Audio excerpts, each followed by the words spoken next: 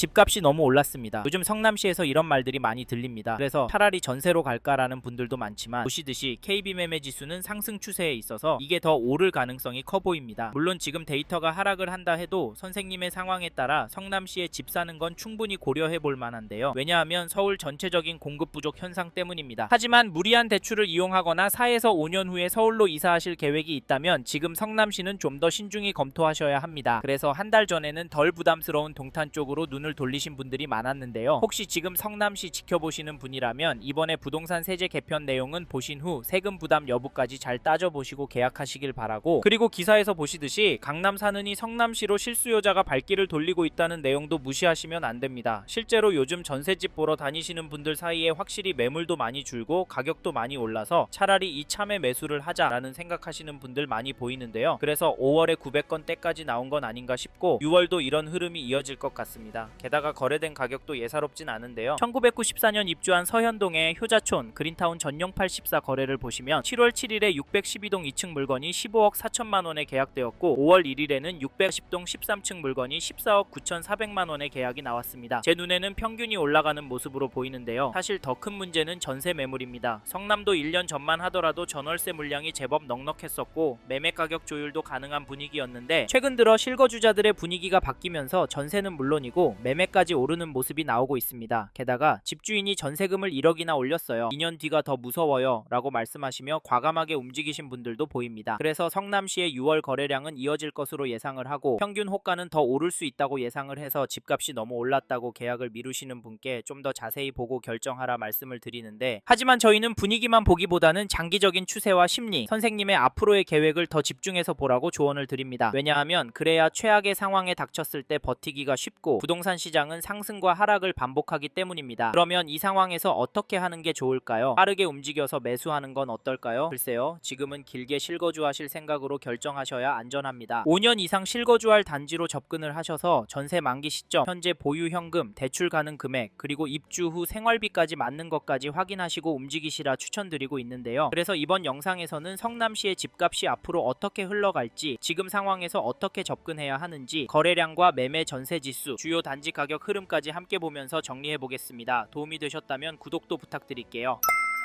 최근에 성남시의 데이터가 예사롭지 않다는 이야기가 많이 들립니다. 실제로 거래량도 늘고 가격이 상승하는 단지들도 많은데요. 하지만 지금과 같은 시기에는 기사 몇 개, 문자 광고, 이야기 몇 개만 듣고 괜찮다, 별로다 판단하시면 안 됩니다. 이럴 때 가장 무서운 건 시장이 아니라 남의 말에 내 판단이 흔들리는 순간입니다. 그래서 저희는 세 가지 기준은 정리하고 움직이시라 추천을 드리는데, 첫째, 얼마나 보유할 계획이신지, 둘째, 지금 자금 구조가 무리 없는 상태인지, 셋째, 비교 중인 단지의 수익 구조가 어떻게 다른지입니다. 이 세 가지가 되지 않으면 지금 구간에서는 관망하시는 게 좋을 수 있습니다. 하지만 성남시의 아파트 거래량을 보시면 5월에는 915건 계약이 나왔고 6월에는 현재까지 578건 계약이 나왔습니다. 6월은 5월과 비슷한 수준의 거래량이 나올 것 같고, 앞에서도 보셨겠지만 거래 가격도 올랐다고도 느껴지실 텐데요. 이런 상황에서 가격 하락이 가능할까요? 그러면 시간을 갖고 더 지켜봐야 하는 걸까요? 물론 그럴 수도 있습니다. 하지만 성남도 실거주 수요가 꿋꿋한 지역이라 관심을 갖고 봐야 하는 단지가 많은데요. 왜냐하면 서울 신축 공급 부족과 양극화 현상, 거기다 전월세 매물 부족 이슈로 인해서 특정 단지로 수요가 더 몰릴 가능성이 있기 때문입니다. 지금 무서운 건 급등이 아니라 멈췄던 수요가 갑자기 한쪽으로 몰리는 순간인데요. 이런 현상 지난 문재인 정부 때 경험한 거 기억나시죠? 2020년 7월 입주한 신흥동에 위치한 산성역 포레스티아 전용 74 매매 거래를 보시면 7월 3일에 127동 6층 물건이 15억 천에 거래가 되었고 6월 15일에는 125동 10층 물건이 15억 2천에 계약이 되었습니다. 전세 가격도 보시면 7월 1일에 134동 13층 물건이 7억 5천만 원에 거래가 되었는데 가격 크게 안 오르는 것 같기도 합니다만 평균으로 계산해서 보면 가격은 오르고 있습니다. 또 하나 중요한 건 이 단지 전세 물건이 부족하다는 점입니다. 이 평형이 거의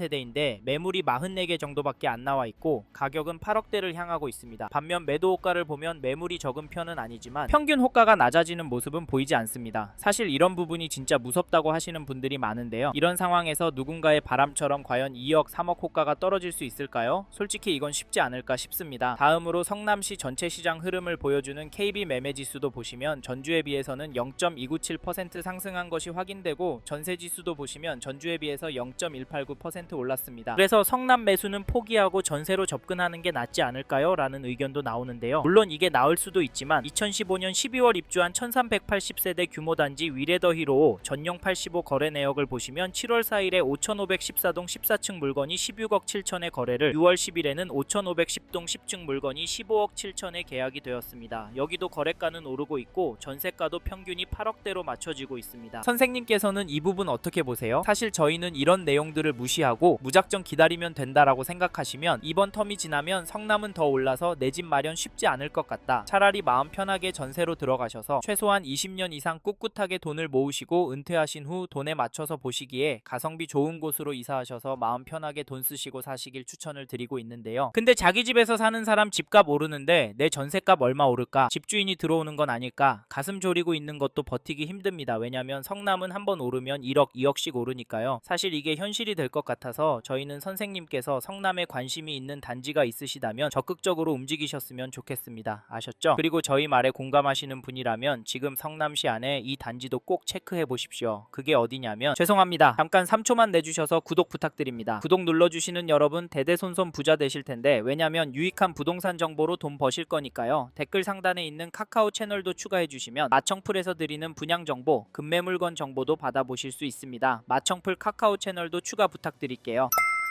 2009년 7월 입주한 분당구 삼평동의 판교 보뜰마을 3단지를 보시면 7월 8일에 전용 59, 303동 7층 물건이 19억 2천에 신고가 계약이 되었습니다. 6월 13일에는 303동 13층 물건이 19억에 도장을 찍었는데요. 이 단지 가격 어떻게 보십니까? 저는 오르고 있다고 보여지는데요. 사실 가격도 중요하지만 대책 발표 후 잠잠했었지만 다시 거래가 나오고 있다는 점 놓치시면 안 됩니다. 15 대책 발표하면서 토허제의 규제 지역으로 묶여서 대출 금액도 많이 줄어서 성남시 아파트도 떨어질 거라고 예상했지만 잠깐 주춤하는 모습을 보이더니 되려 오르고 있습니다. 이게 팩트인데 좀 더 기다리는 게 좋을까요? 사실 저희 채널에서 다뤘던 강남구, 서초구 영상에서도 보셨듯이 윗동네는 보란듯이 신고가 나오고 있습니다. 이런 상황인데 성남이라고 싸게 내놓을 집주인이 나올까요? 나온다고 해도 팔아서 어디로 갈까요? 서울 안에 인기단지나 상급지로 가려고 할 텐데 이런 곳들은 더 올라서 고민이 많을 겁니다. 그래서 저희는 매도세가 약해질 확률은 낮다고 봐서 여기 판교 보뜰마을 3단지 잡으실 분은 지금 움직이시는 걸 추천드리고 이 단지 전세가도 살펴보면 7월 2일에 305동 7층 물건이 7억 7천에 거래가 나왔는데요. 전세가는 편차가 커 보입니다. 하지만 중심축은 상승세로 나오는 것 같은데요. 게다가 이번 이사철 때 더 오를 것 같습니다. 왜냐면 전세 매물이 부족하기 때문인데요. 현재 등록된 물건은 4개 정도긴 합니다만 이 동네 전체적으로 전세 물건 비율이 너무 적고 숫자는 적지만 가격대가 8억 넘는 물건들이 많아서 가격이 더 오를 것 같습니다. 그래서 이번에 성남시에서 전세 구할 생각하시고 계신 분이라면 서두르시길 바라겠고 참고로 매매 호가를 살펴보니 이 단지 매매 물건도 부족한 편인데요. 평균 호가는 최근 거래가보다 많이 높아서 개인적으로 당분간은 최고가 거래가 나오긴 힘들 것도 같습니다. 그래도 평균가는 올라갈 수 있다고 보는데 이런 상황에서 어떻게 하는 게 좋을까요? 네, 내년부터 떨어질 거라고요? 5억은 떨어져야 맞다고요? 네, 그럴 수는 있습니다. 하지만 저희는 조금 다른 입장인데요. 사실 성남의 경우도 규제가 있습니다. 이번에 토허제에 묶여 있어서 실거주를 해야 하고요. 규제 지역으로 묶여서 대출도